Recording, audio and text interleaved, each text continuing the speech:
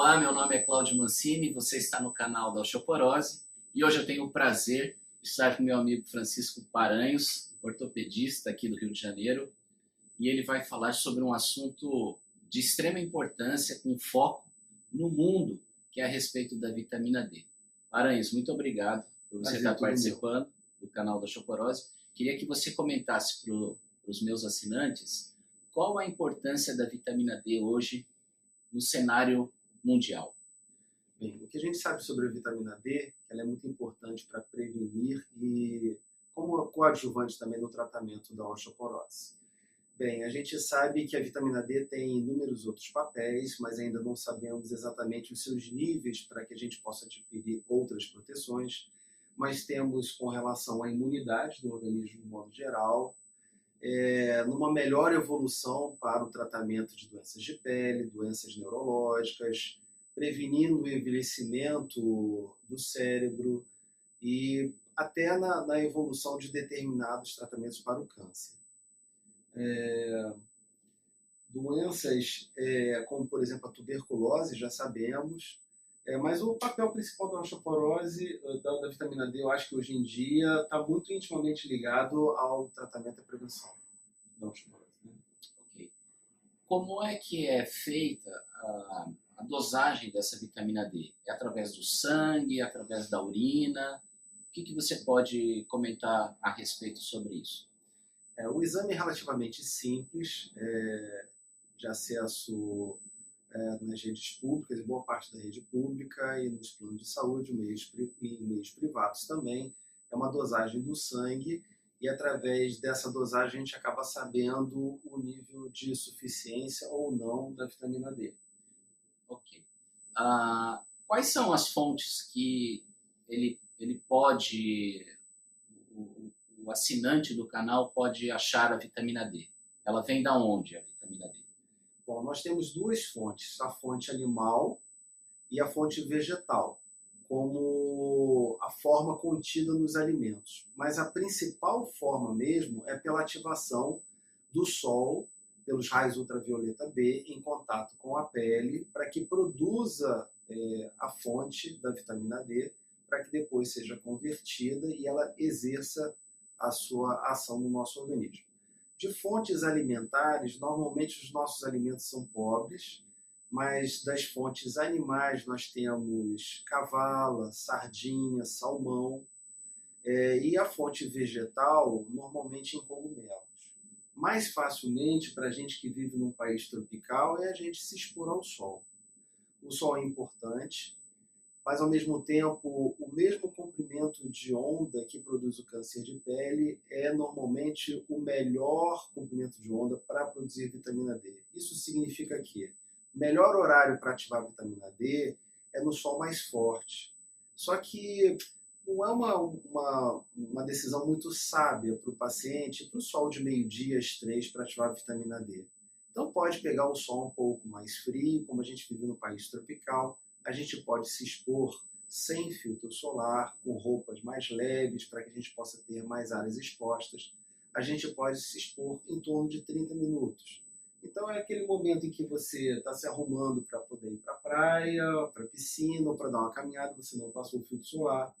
Chegou lá, tirou a roupa, ajeitou a barraca, as coisas, foi tomar uma água, e aí se passar os seus 30 minutos depois, você pode passar o filtro solar. Se a pessoa tem um risco de câncer de pele ou risco de envelhecimento do rosto, vai passar logo. Se por acaso tiver o risco de câncer de pele em outras áreas, aí é preferível que não se exponha ao sol, que passe o seu filtro solar e faça a suplementação de vitamina D. No horário mais pesado, o sol mais forte, e aí sim você vai fazer no máximo 20 minutos. Mantendo em média de 15 a 20 minutos, umas 3 vezes na semana, normalmente esse tempo é suficiente para você repor as suas necessidades de vitamina D. Eu queria que você comentasse, Paranhos, existe uma diferença se o paciente usar o suplemento, seja gotas, ou seja comprimido, ou seja cápsula, período do dia que ele deve tomar ou não? Existe alguma diferença nisso? Bem, Olha só, não importa se é em gotas, se é em cápsula, se é em comprimido, o importante é que o paciente tome, tá bem? Precisamos apenas decidir qual é a dosagem a ser dada para o paciente, qual é a dosagem que ele precisa tomar ao longo dos seus dias. E agora a vitamina D tem uma comodidade muito grande, que se ela for esquecida de ser tomada num dia, ela pode ser tomada no outro dia em dose dobrada, ou mesmo acumular doses de vários dias numa única tomada. Então, de modo que o paciente pode optar por tomar diariamente ou uma vez na semana, e normalmente, pela vitamina D ser solúvel em gordura, ela é melhor absorvida quando tem os alimentos um pouco mais gordurosos. Então, o café da manhã, almoço, jantar. Mas não há necessidade de exclusivamente nesses horários. Se ele, porventura, lembrou de tomar a vitamina D num horário que ele não tem nenhum alimento a ser ingerido, não tem problema. Ele pode tomar a vitamina D. Lembrou, toma. Tá certo? Não importa o horário, mas ele precisa tomar a vitamina D. O importante é fazer o uso da vitamina D. Uma outra coisa que sempre me perguntam no consultório é a respeito da vitamina D injetável. Você tem alguma experiência sobre isso? Na verdade, eu não tenho muita experiência no consultório. A gente acaba vendo com os pacientes renais crônicos e acabam usando a vitamina D no banho da diálise. Na verdade, durante a diálise é injetado para o paciente, só que é uma vitamina D de ação muito rápida, ela acaba se perdendo. Devemos tomar muito cuidado com as formulações, as preparações que são injetáveis, tá certo?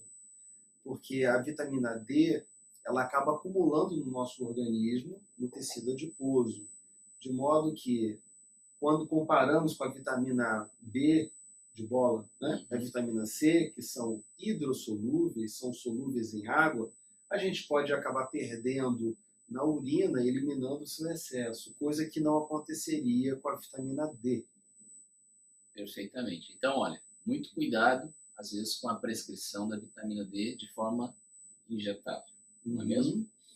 A respeito também sobre a vitamina D, Paranhos, qual é a importância dela a nível de função muscular? Uma vez que os pacientes muitos das vezes pacientes com osteoporose também têm um problema que a gente chama de sarcopenia, que tem essa perda da massa muscular, da massa magra. Isso acarreta em queda, em prováveis fraturas, né? Nós temos algumas coisas relacionadas a isso com a vitamina D? Sem dúvida nenhuma. Olha só, a vitamina D, na sua forma ativa, depois que ela já foi metabolizada para que ela exerça realmente a sua função, que aí, nessa forma final da vitamina D, a gente diz que ela é um hormônio, tá bem? Essa vitamina D que a gente toma, na verdade, é um substrato que depois vai ser transformado nesse hormônio.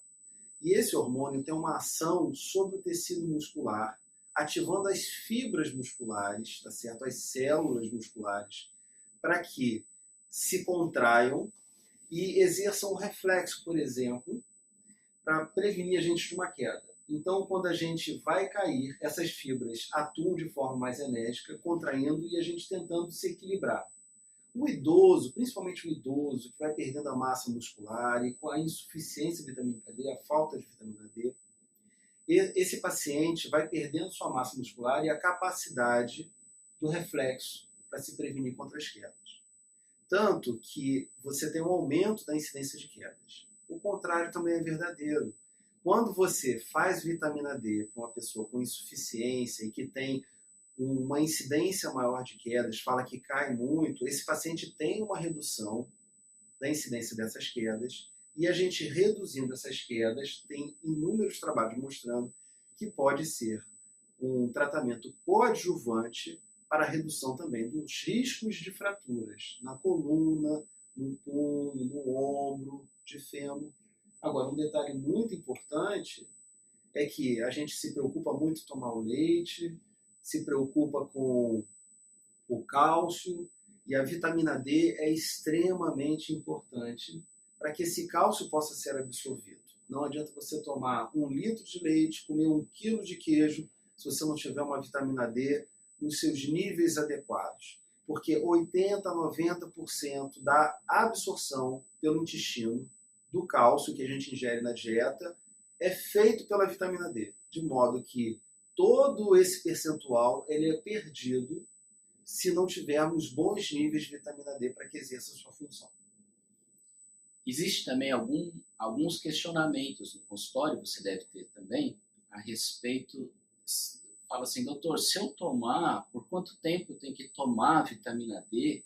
Isso será que não fica no meu organismo e durante muito tempo eu não posso ter uma intoxicação a respeito de vitamina D?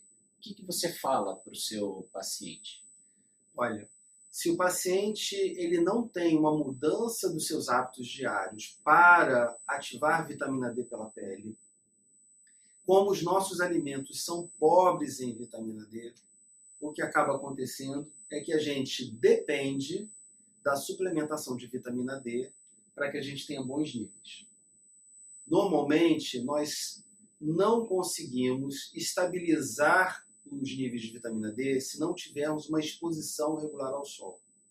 Então, se o paciente tiver uma modificação dos seus hábitos diários, tiver uma melhor exposição solar e os seus níveis de vitamina D se mantiverem melhores, tudo bem. Fora isso, gente, tem que suplementar e é para o resto da vida. O risco de intoxicação vitamínica D, ela normalmente ocorre quando o paciente começa a fazer preparações, formulações, sem uma orientação médica adequada. Então, a visita ao consultório médico e com certa frequência, dependendo da orientação médica do tratamento, dosar de novo a vitamina D para achar qual é o nível de manutenção que eu vou fazer da vitamina D.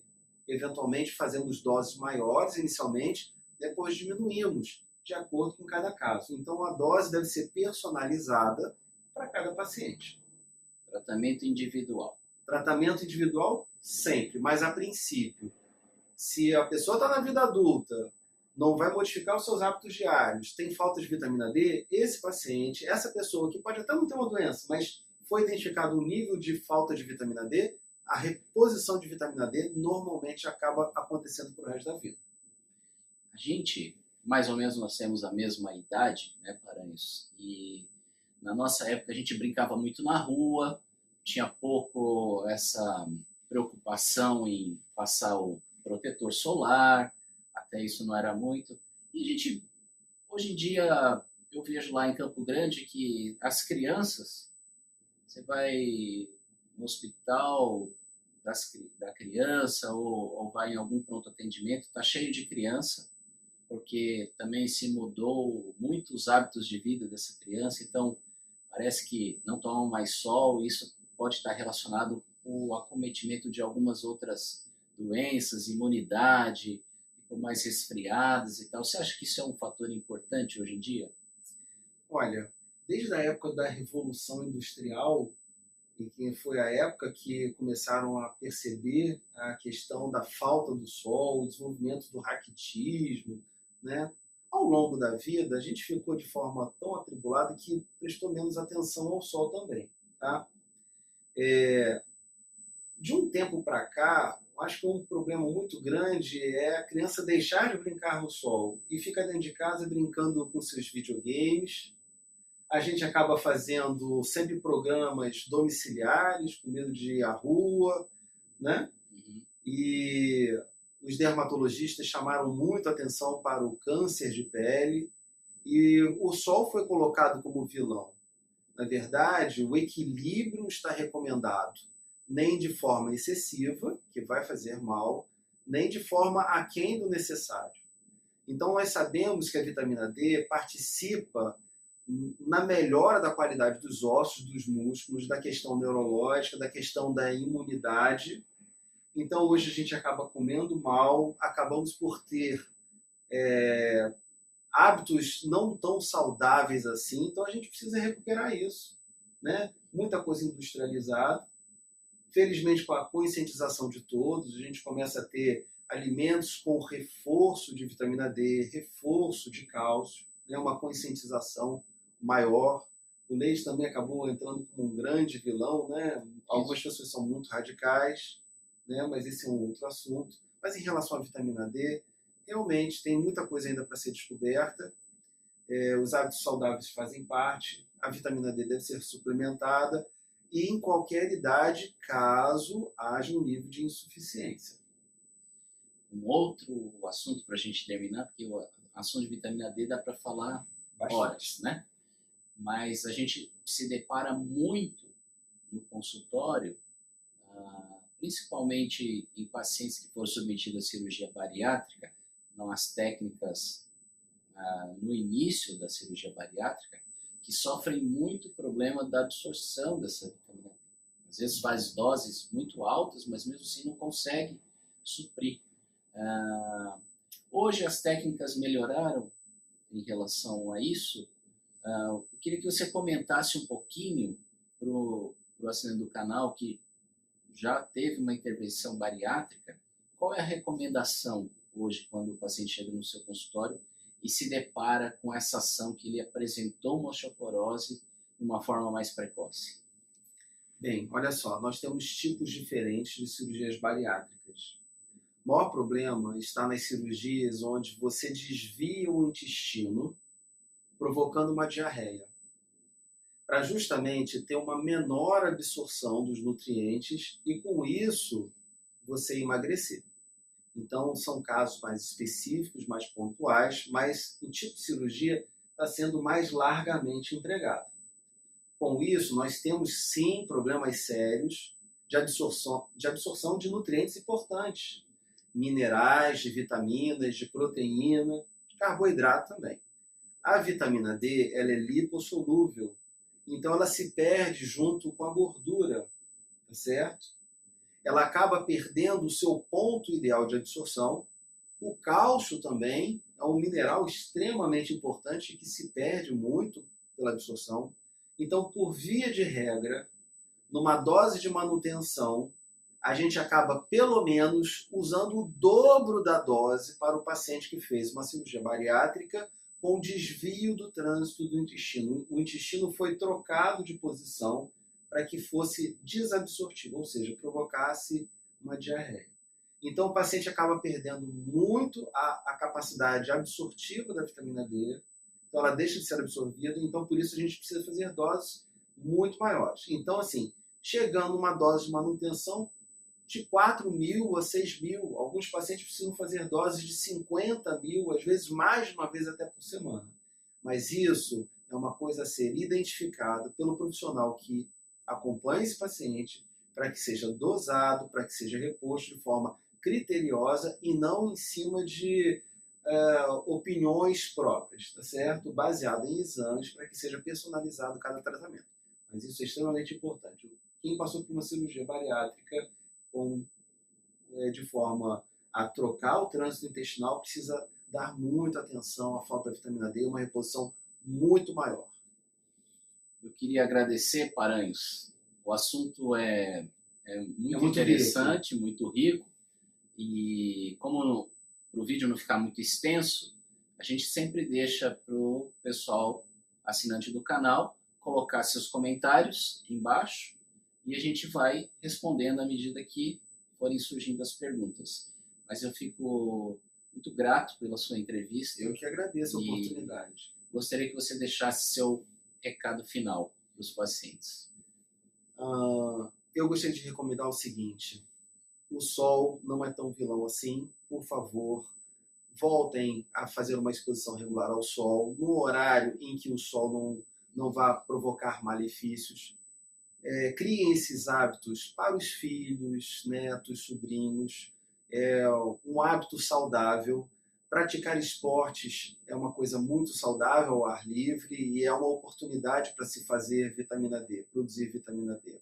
Nossos alimentos são pobres. E só para vocês terem uma ideia do quanto é grave a insuficiência vitamínica D no Brasil, é em torno de 42,1%.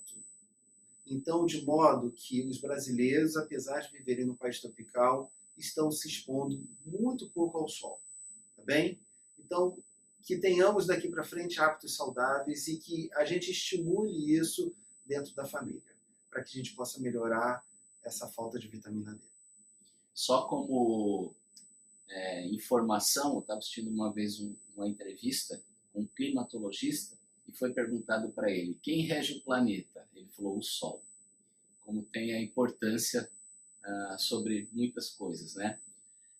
Se você ainda não se inscreveu no canal, basta clicar aqui embaixo, é rápido, fácil, ative o sininho para as notificações, para você estar sempre saber quando tem um vídeo novo no canal, e espero que você tenha gostado de mais essa entrevista. Um grande abraço, tchau, né, Paranhos? Até a próxima. Abraço.